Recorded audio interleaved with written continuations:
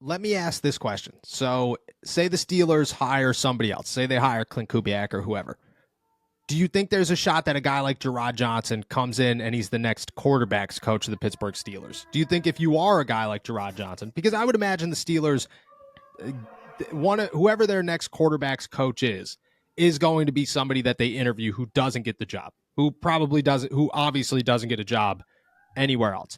Say Gerard Johnson doesn't get a job anywhere else. If you are Gerard Johnson, you looking at an opportunity to fix Kenny Pickett or make Mason Rudolph great or whatever you want to do there as a boost to your resume over working with CJ Stroud? Or are you saying, 2 years with CJ Stroud, that'll be enough? Like, like an Eric Bieniemy approach of, look, I got to leave Patrick Mahomes to go show that I could do this elsewhere so that I could get a head coaching job. You think that there's a possibility that he takes that approach and ends up in Pittsburgh as a QB coach?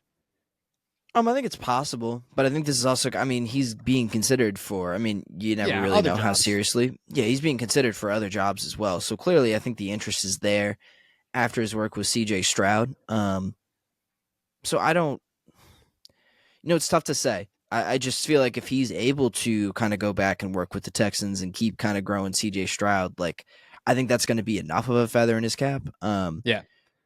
But I do think at the same time, like, coaches in this business are the most competitive people that you've ever met. Like these guys are crazy to a certain extent. So I think there's constantly a drive to push yourself and to prove yourself. And I feel like Johnson, who, he's being considered for some jobs, but I feel like this is a name for me that kind of came out of nowhere. Yes, this agreed. wasn't a guy that I expected really to come up at all.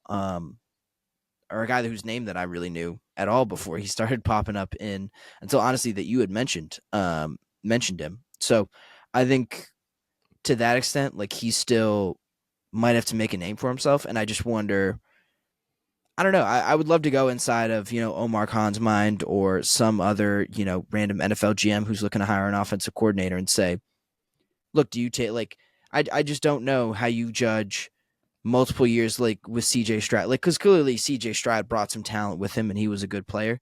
How much of this do you put on coaching? And I feel like you can raise the level of certainty by possibly taking a Kenny Pickett and making him into something, as opposed to just narratively looking at CJ Stroud and saying, oh, well, he was a number 2 overall pick. It's easy in hindsight to say, oh, well, yeah, he was talented. How much of this can we apply to coaching? If you come to Pittsburgh and revive Kenny Pickett's career, it's pretty easy to say, yeah, this was a lot of coaching. You're getting an offensive coordinator job Kenny Pickett comes back, has one ridiculous season. Chances are Clint Kubiak's a head coach. The Steelers had one good year. Awesome. It was great. Hopefully they win a Super Bowl. And Gerard Johnson, if he's not the offensive coordinator of the Pittsburgh Steelers, he is, which I think also helps. You know what I mean?